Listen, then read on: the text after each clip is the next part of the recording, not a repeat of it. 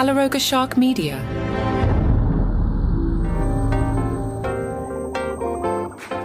Hey there, I'm Johnny Mac with your daily comedy news. We are out of the summer lull. Things have picked back up. There was a lot of news on Friday. We've got Just for Laughs this week, Emmy nominations.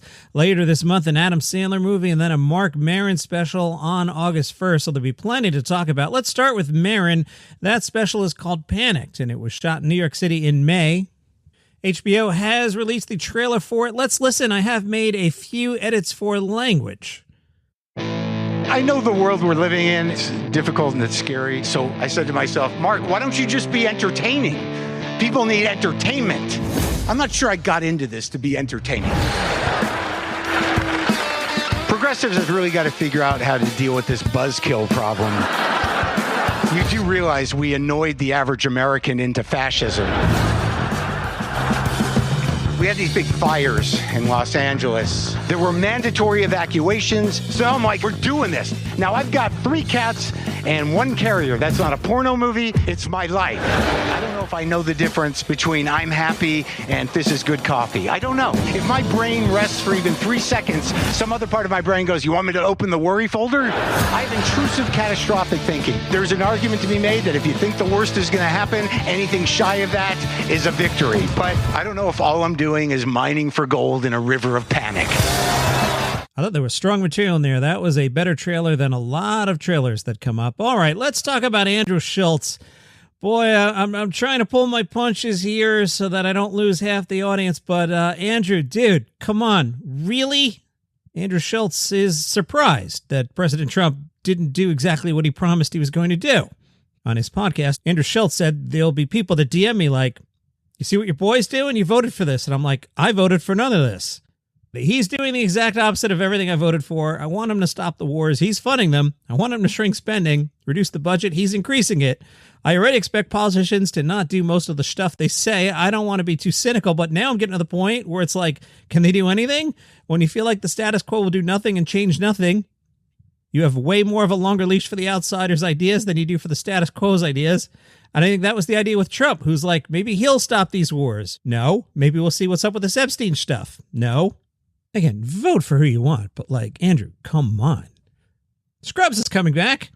It has received a straight-to-series order from ABC. Donald Faison and Sarah Chalke now on board, joining Zach Braff. All 3 get executive producer credits. The official description, JD and Turk scrub in together for the first time in a long time. Medicine has changed, interns have changed, but their bromance has stood the test of time. Characters new and old navigate the waters of Sacred Heart with laughter, heart, and some surprises along the way. Now, I wonder what they're going to do with Sacred Heart. You may remember in the original series, they switched hospitals for the final season there, and they were like New Sacred Heart, which was like a teaching hospital. Are they going to use that set? I guess. Because if I remember correctly, the hospital they used for the original 8 seasons was knocked down. So they can't even use that if they want. I mean, I guess they could build sets that look like the original series and just kind of ignore season 9. Who knows? We'll find out. Judy Reyes, who played Carla, is a series regular on ABC's High Potential. However, there apparently are good conversations between the 2 shows that they hope Judy Reyes can pop into new Scrubs. They're both on ABC. Bill Lawrence in a statement said, Scrubs means so very much to me. So excited for the chance to get the band back together. I've mentioned in the past, my wife is a physician. She was an intern at the time. JD and Turk were interns, and she found it to be extremely realistic. Obviously not the campy elements or the daydreamy elements, but just the ins and outs of hospital life. She found it to be the most realistic show until The Pit came along. That is now the #1 most realistic show, according to Dr. Mac.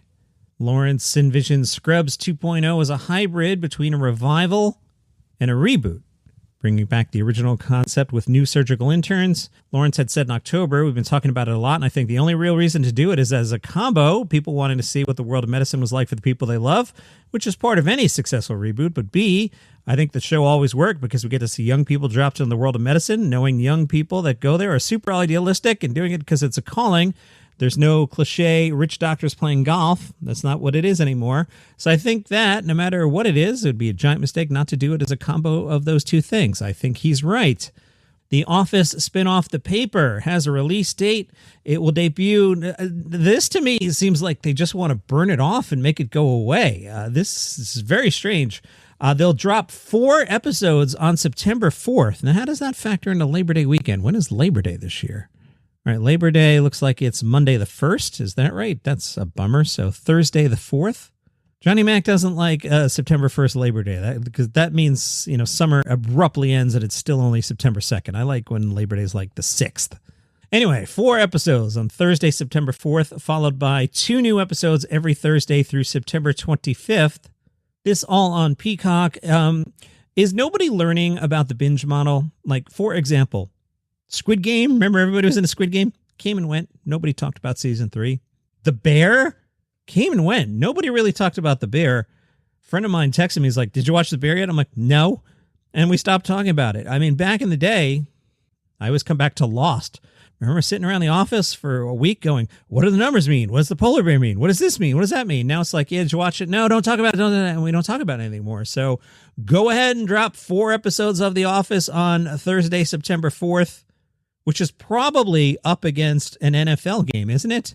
Oh, yeah. The Dallas Cowboys, that little football team. They play the world champion Philadelphia Eagles. Yeah, nobody's going to be watching football on Thursday, September 4th. They're all going to be watching the paper. What are you doing?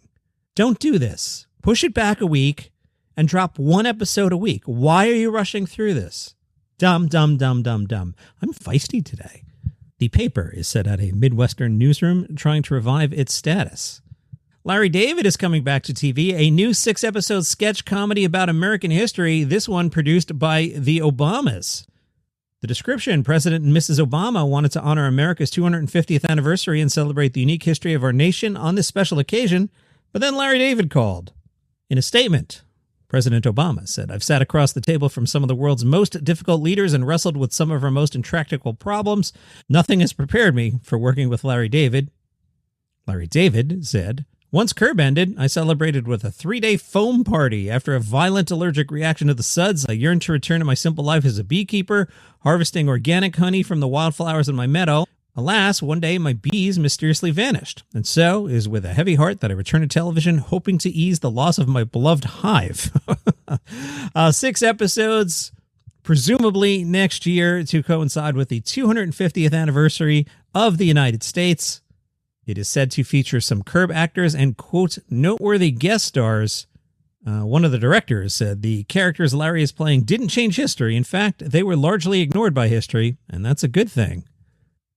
The Home Run Derby is tonight. GQ asked Roy Wood Jr. about the Home Run Derby. He said, what I like about it is how carnival-like it is. Look at these strong guys we found. Let's see how far they can hit a baseball.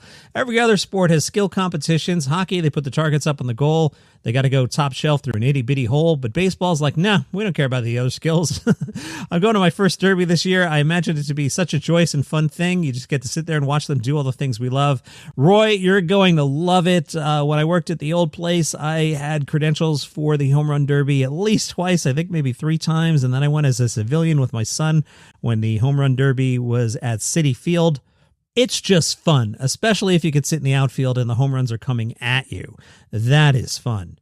Roy, do you have a favorite home run ever? He said, nobody's ever asked me that. Shoot.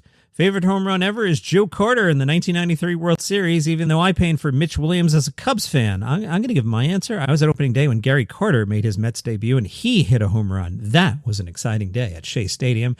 Roy said, I always understood why good players left because the Cubs as an organization just never got it together in the early 90s. Greg Maddux left. Everybody left. I think Sammy Sosa was the only one that joined the team in the middle of that BS. So I have conflictions about the Joe Carter home run because of my love for Mitch Williams, but the joyousness of Joe Carter rounding the bases, it's exactly the essence of baseball. You know what? I will save more of this for tomorrow or Wednesday. I've got a lot in tomorrow's script already. Stick to sports. Okay. Over the weekend, there was a celebrity golf tournament. I only found out about it on Friday afternoon, or would have dropped it into one of the weekend episodes or mentioned it on Friday. They waited pretty late to promote this one. Anyway, the Times did a big profile. They caught up with Larry the Cable Guy, who said he used to hate golf. He was on a tour bus and another comic made the mistake of switching all the TV screens to the Masters. Larry told the Times, I go, who watches golf on a Sunday when the Braves are playing? Are you nuts? But around 2010, a Cable Guy befriended PGA Tour player Bob Weekley and tagged along for 18 holes.